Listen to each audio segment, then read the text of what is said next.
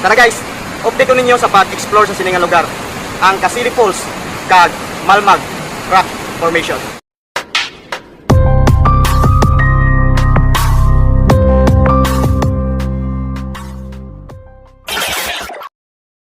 So guys, halin dito sa may parkingan.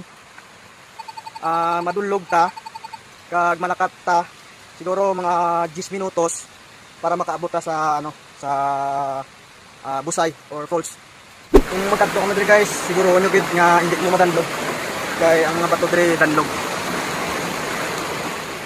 So ano gid siya gali guys ni pangpang.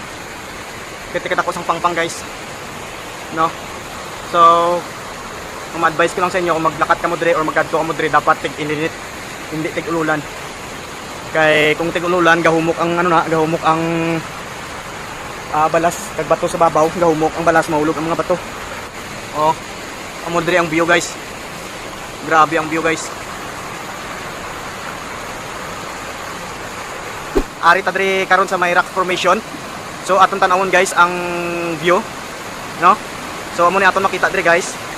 So bali guys ini nga pangpang. So ari ta diri karon sa ubos, no? So makita nyo diri karon ang pertika dagko nga mga bato, nga daw mga pader. So amo ni siya guys, oh. Pakita ko sa inyo guys. So ari pa ta diri karon guys sa rock formation sa Malmag. So aton pakatuon karon dito ang falls naman. So tali guys, update ko ninyo. So may ari ta bisita. May nauna na daan dire. Hi sir. No. Hey. So amo na yung falls dire.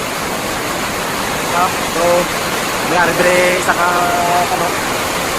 So amo na li ang ginatawag nila nga Kasili Falls guys. So sa kalimpyo guys, wala ka makita ng mga plastic dira guys. Puro na siya mga dahon, no? So ato naman istoryahan guys ang iyang security. Sa pagsulod mo parang daan diri guys, may ara part nga hindi delikado, may ara part man nga delikado. Especially diri dapit sa may rock formation kay kung magkadto ka diri nga tigululan, siguro wala ta kabalo maghumok ang duta, may mga digit ng mga bato.